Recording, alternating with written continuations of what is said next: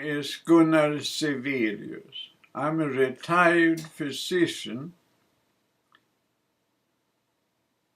I grew up in Sweden during World War II and actually saw thousands of refugees seeking home security in neutral Sweden. I actually married a refugee from war-torn Estonia. The social force that causes war has intrigued me since high school time. My wife's family history kept the interest from my youth alive. Actually, I have spent my last 10 years in retirement to find the cause to war in hope that such knowledge would lead to global peace, because most people do not want war. Today, I think I have really good news. It will only take a few minutes to present, but I hope you find it worthwhile.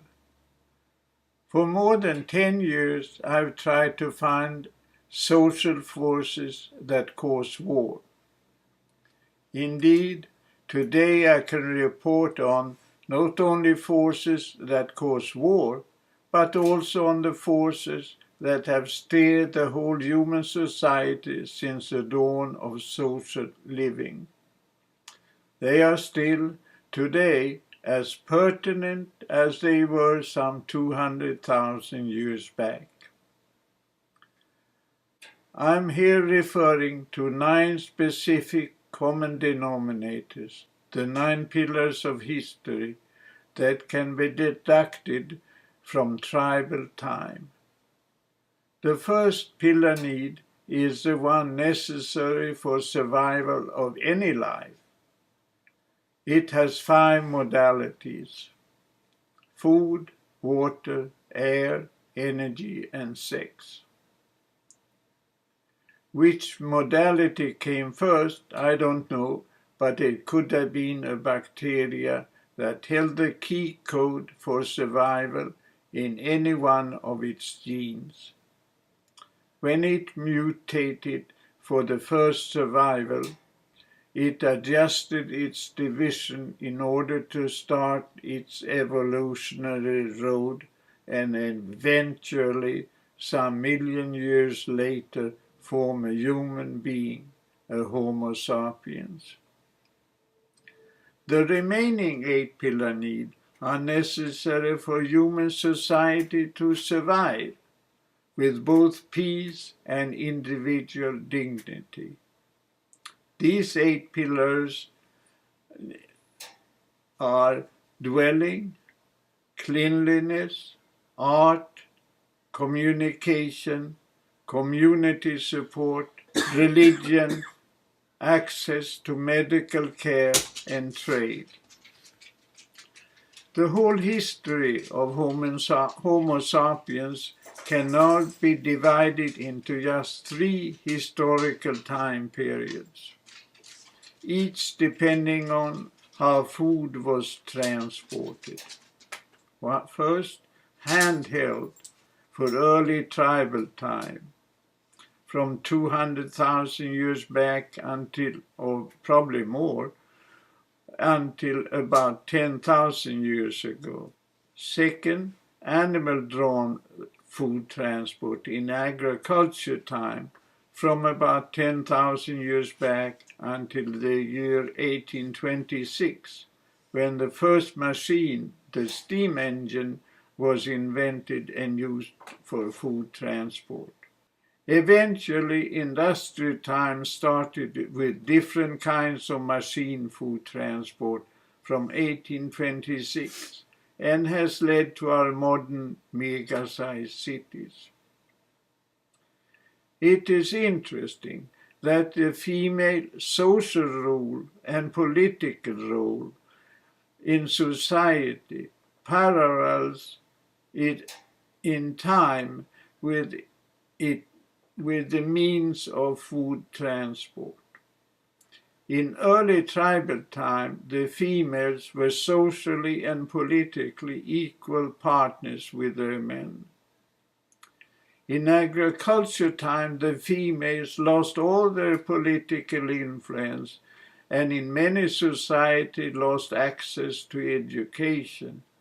In some societies, this attitude towards females still prevails.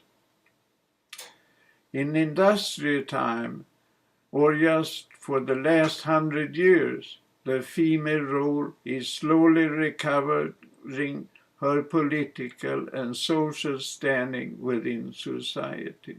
After our long review of 200,000 years of the 9 historical pillars, only 2 kinds of social leadership are recognized. First, democratic, based on the Golden Rule, because no society is sustainable without the Golden Rule. Number 2, dogmatic, based on royal, religious, and political dogma, and always leading to war conflicts. The 9 pillars of history each have 3 inevitable traits. They are all eternal, otherwise they would not be a pillar need. They all must be sustainable, otherwise they would not stay as a pillar need. And each one, including the 5 modalities of the survival pillar, can only be controlled by market forces. This has a social fallout, namely the tragedy of the commons. The tragedy of the commons is a 10,000-year-old social rule that started in agriculture time with the tribes trying to negotiate common grazing ground, which and whose animals should have access to the grassland, whose cows, sheep, or horses. The problem appeared eternal until the invention of the barbed wire in the 1800s. The principle of the tragedy of the commons still lives on because what many own, nobody owns. To be in control of the grassland and to be in control of any power, specifically tax money, has led to for the control of countries with royal and religious political dogmatism that so far has led to 10,000 years of war conflicts and may continue. Control of large corporations leads to drift of capital to the top with its control of income distribution. Control of governments leads to secured 9-pillar need for those in close control of tax money. Access to medical care is a pillar need, the 8th. The cost of this pillar need is presently unsustainable, both in Western Europe with 9% and in the US with 17% of the gross domestic product. The cost of the need for medical care will therefore steal cash from the cost of the other 8 pillar needs. Having had experience with access to medical care in both Sweden and US, control of access to medical care is suggested in the following way. Analyzing computerized medical records for medical efficacy. 2. Comparing for-profit and not-for-profit medical delivery system for medical efficiency. 3. Mitigating medical conflicts through peer review rather than litigations, as in Europe. In 2008, US could have saved some 11 billion, according to a Wall Street report.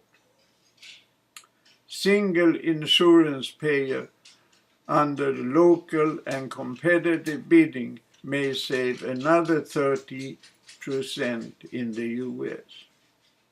This is the first description of the forces that have steered human society since its dawn. I hope it is the ultimate truth, but you have to be the judge.